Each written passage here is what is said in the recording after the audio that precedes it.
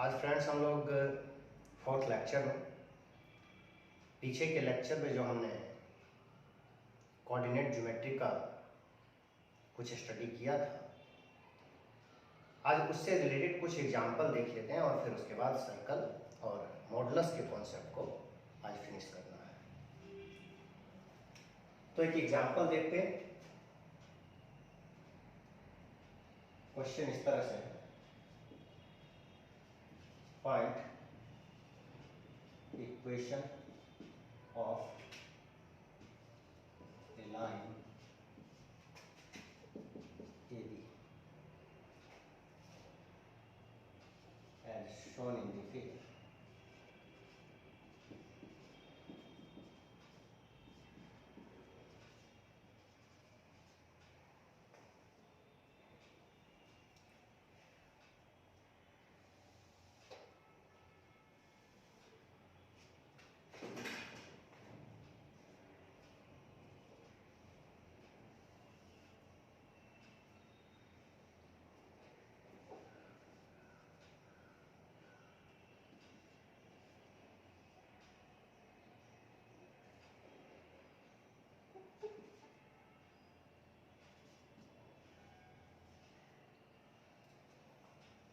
इस तरह से आप फिगर में देख रहे हैं कि ये जो लाइन ए बी है, हमें इसी लाइन का इक्वेशन पूछा जा रहा है।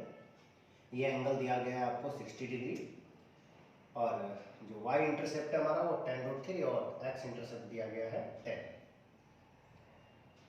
हमें इस लाइन का इक्वेशन चाहिए।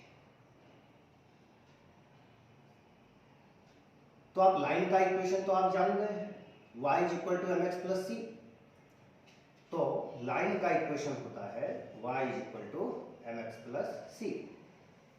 अब इस इक्वेशन में हमें क्या नहीं मालूम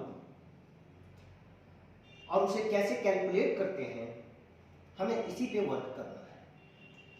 तो यहां हमें m का मतलब क्लियर है। m का मतलब होता है स्लोप, स्लोप यानी तो tan थीटा। स्लोप का मतलब tan थीटा, ये स्लोप है। स्लोप को m से रिप्रेजेंट करते हैं। और यहां हमें ये याद रखना होता है कि थीटा जो है ये एंगल होता है हमारा anti clockwise with positive x axis, with positive x axis. X axis के साथ पॉजिटिव एक्स एक्सिस के साथ एंटी क्लॉकवाइज का एंगल अगर आप लेते हैं tan के साथ तो वो उसका लाइन का स्लोप दे देता है। तो यहां पर इस लाइन का स्लोप जैसा कि आप देख रहे होंगे ये होगा anti clockwise with positive x axis. ये पॉजिटिव एक्स एक्सिस है।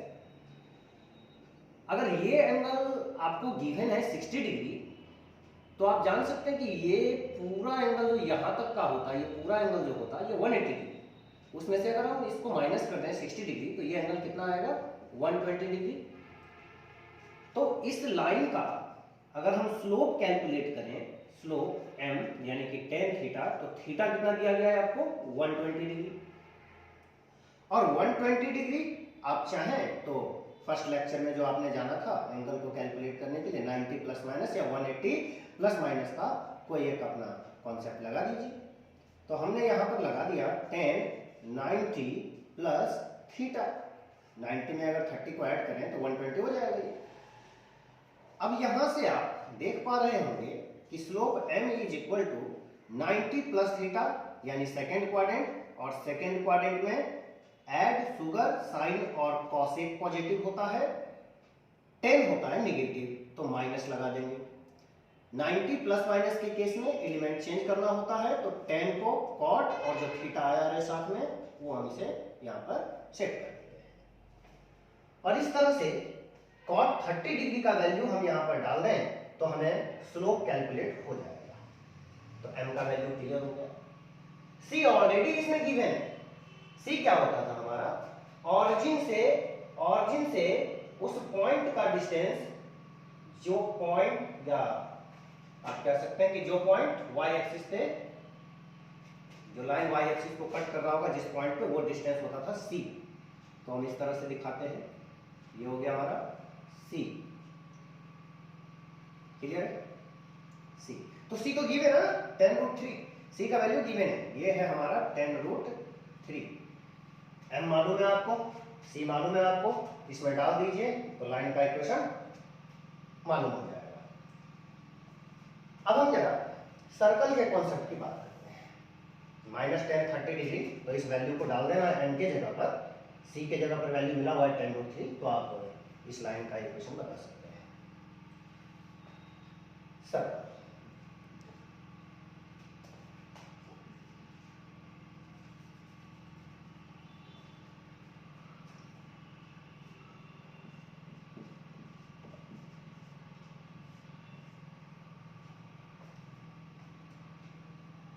सर्कल में हमें अगर कोई सर्कल इस तरह से हो कि उसका centre positive x y plane में हो, जैसे ये जो सर्कल आप देख रहे हैं ये पॉजिटिव एक्स और पॉजिटिव वाई से बनने वाले प्लेन में है, तो इसका सेंटर का डेफिनेटली कुछ एक्स कोऑर्डिनेट होगा और कुछ वाई कोऑर्डिनेट होगा। तो इसके एक्स कोऑर्डिनेट को हम मान लेते हैं अल्फा और वाई कोऑर्डिनेट को मान लेते हैं बीटा। और इस सर्कल के सरकमफ्रेंस पे कहीं आप एक पॉइंट ले लीजिए जो इसका लोकस कहलाता है, P मान लेते हैं हम। डेफिनेटली अगर ये सर्कल ही प्लेन में है तो कोई भी पॉइंट कहीं पर भी ले आप, उसका x और y दो कोऑर्डिनेट होगा, तो मान लेते हैं इसका x कोऑर्डिनेट x है और y कोऑर्डिनेट y है। अब इस सेंटर को इस लोकस के पॉइंट से हम जोड़ दें तो ये जो हमारा लाइन है ये क्या बताएगा, रेडियस बताएगा।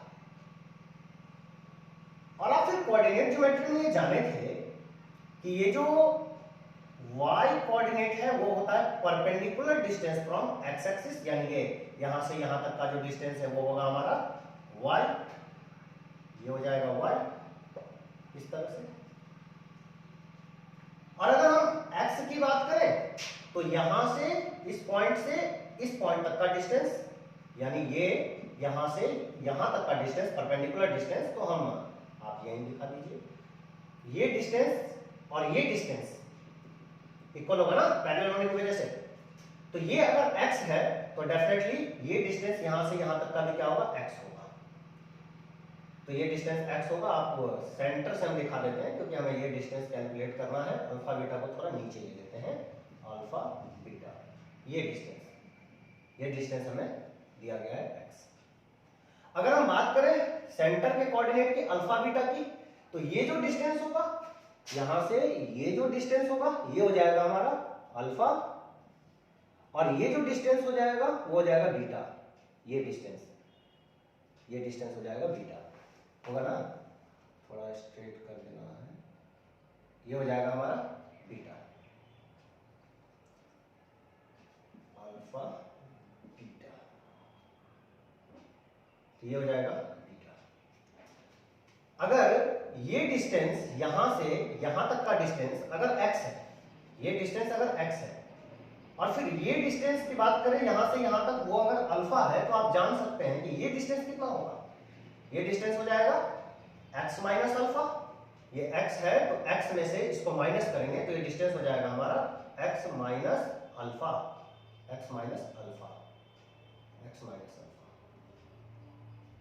क्लियर होगा। और ये डिस्टेंस अगर y है और ये डिस्टेंस आप कह रहे हैं कि कितना है, बीटा है, यहां तक का ये डिस्टेंस कितना है, बीटा। तो ये जो डिस्टेंस आप देख रहे हैं, ये जो रिमेनिंग डिस्टेंस बचा, ये डिस्टेंस को आप क्या लिख सकते हैं, y माइनस बीटा।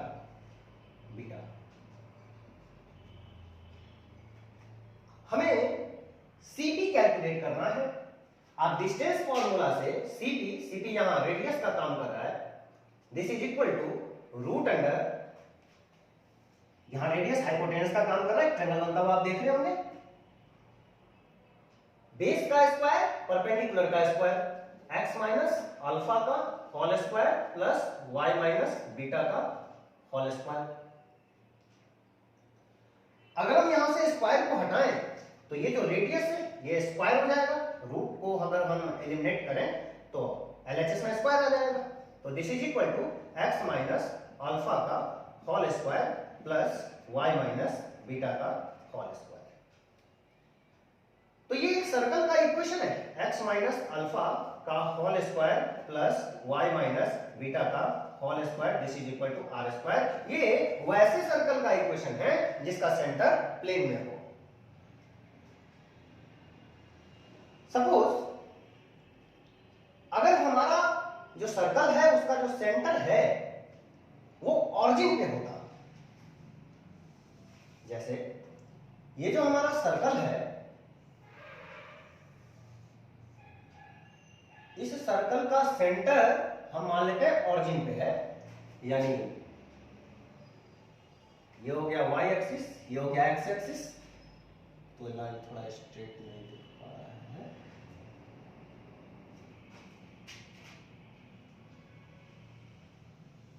ये तो ये हो गया हमारा ऑरिजिन, ये x एक्सिस, ये y एक्सिस। तो यहां पे जो सेंटर का कोऑर्डिनेट होगा 0 0, जो यहां अल्फा बीटा था वो यहां हो रहा है 0 0, यानी alpha is equal to 0 and beta is equal to 0। इस केस में अगर सेंटर आ जाता है ऑरिजिन पे, तो अगर हम इसके सर्कमफ्रेंस पे कोई पॉइंट लें तो डेफिनेटली वो अभी भी प्लेन में है, सो इसका x कोऑर्डिनेट होगा और y कोऑर्डिनेट होगा। इस पॉइंट को हम P मान लेते हैं, ये सेंटर हो गया हमारा, और ये जो सेंटर है इसका सिंबल C ले लेते हैं। अब जो ये डिस्टेंस कैलकुलेट करेंगे हम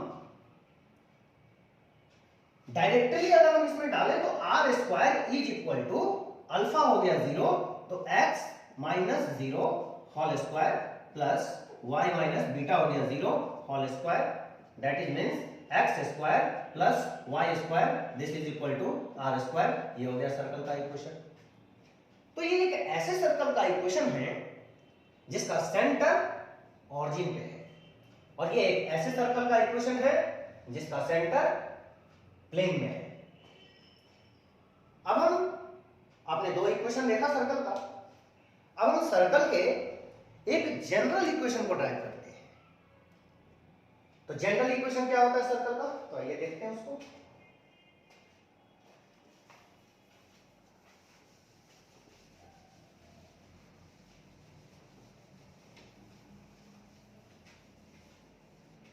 जैसे आपने देखा कि अगर सर्कल का सेंटर हमारा प्लेन में हो तो जो इक्वेशन आता है वो इक्वेशन क्या होता है, इक्वेशन होता है, पहले हम लिखते हैं कि ये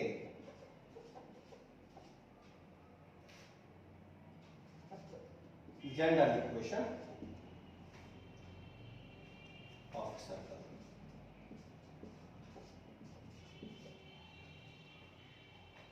तो अगर सेंटर प्लेन में है तो आपने देखा कि जो इक्वेशन आया हमारा x माइनस अल्फा का whole square plus y minus beta का whole square, this is equal to are square. अगर हम इसे a माइनस b के होल स्क्वायर पे ब्रेक करें तो ये हो जाएगा a square minus 2ab plus b square, x minus alpha का whole square plus a square minus 2ab plus beta का whole square, this is equal to are square. अब यहां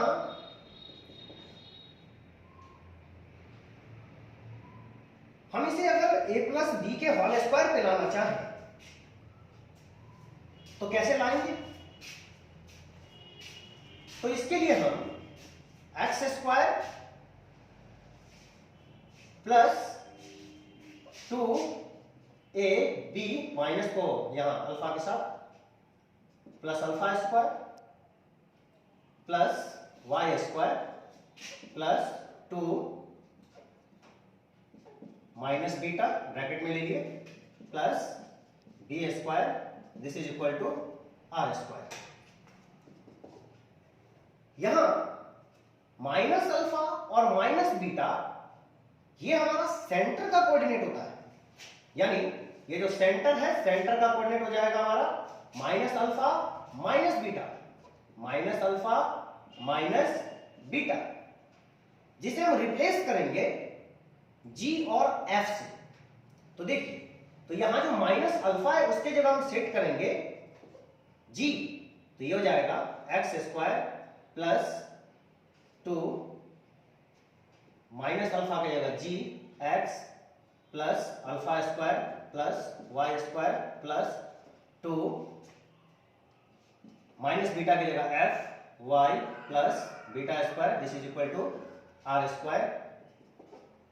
अब यहां x square plus y square plus 2gx plus 2fy plus बाकी का remaining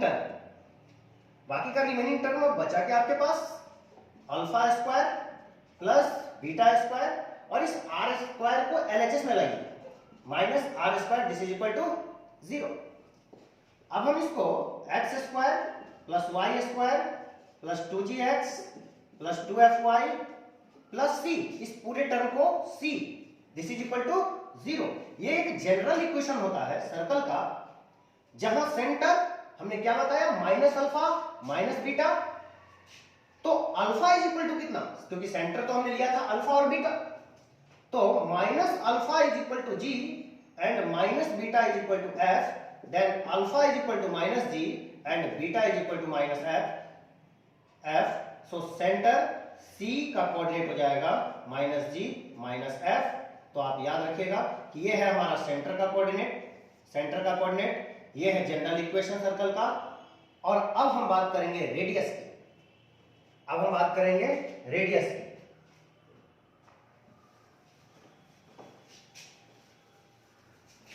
तो radius देखिए, इसको अब हम c इज इक्वल टू जो आपने लिखा है alpha square plus beta square minus r square, हमें r कैलकुलेट करना है, एलएचएस में लाइए, तो plus r square is equal to alpha square plus beta square minus c. अगर हम स्क्वायर को एलिमिनेट करें तो आरएचएस में रूट आ जाएगा, root under alpha square plus beta square minus c, और फिर सेंटर का कोऑर्डिनेट g और f, माइनस जी और माइनस एफ। तो यहां पर अगर हम सेट करें अल्फा की जगह माइनस जी, तो माइनस जी का स्क्वायर माइनस एफ का square minus c, this is equal to, अब माइनस का स्क्वायर आप जानते हैं प्लस हो जाएगा, तो ये जाएगा g square plus f square minus c. This is the equation of radius for the general equation x square plus y square plus 2gx plus 2fy plus c is equal to 0 and the coordinate of center is minus ji and minus F. Okay.